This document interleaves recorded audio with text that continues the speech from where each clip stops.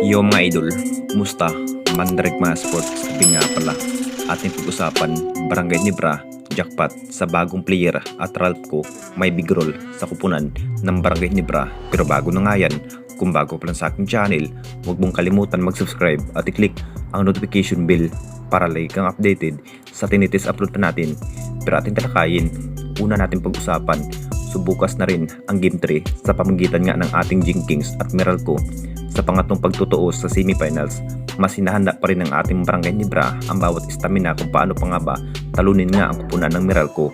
Sa naging bawat laban nga ng Barangay Nibra at Meralco mga idol, mas nahihirapan pa rin ang ating Barangay Nibra talunin nga ang kupunan ng Meralco na may possible din na matalo nga sa semifinals at ang kupunan ng Meralco ang magwawagi. Ito pa rin ang nasa isip ni Coach Tim mga idol na may player pa rin ang Ramirez back sa semifinals.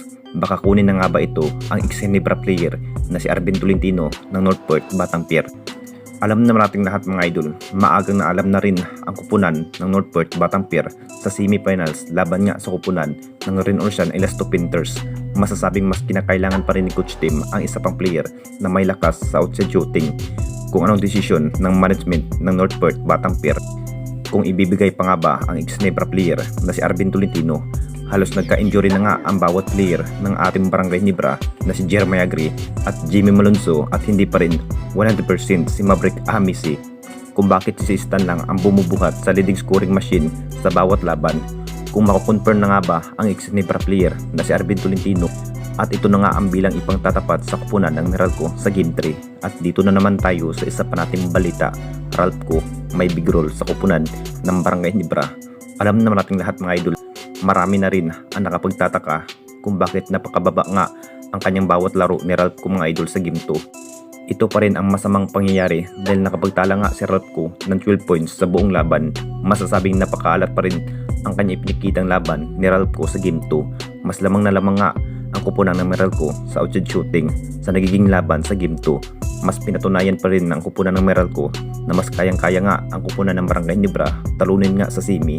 Siguradong pinag-iisipan pa rin ng Meralco sa bawat estilo nga ng ating Barangay Nibra dahil kay Stan lang talaga ang umaasa sa lahat sa leading scoring sa vintage area. Kung bakit madalas ang kupunan ng Barangay Nibra na mas mahihirapan sa naging laban. Ang plano pa rin ni Coach Tim mga idol na si Ralph ko na nga ang magiging leading scoring machine. Nakita naman nating lahat sa naging performance ka ni Ralph ko sa outside shooting. Talagang mas pinatunayan pa rin na may potential pa rin sa outside shooting. Kung bakit namukhang star player na nga ito ng Barangay Nibra, ito pa rin ang pinibagong big role ni Ralph ko mga idol. Magiging gunner sa semifinals para matalo nga ang magiging makakarap ng ating Barangay Nibra sa semi. Anong masasabi ninyo mga idol tungkol sa ating video?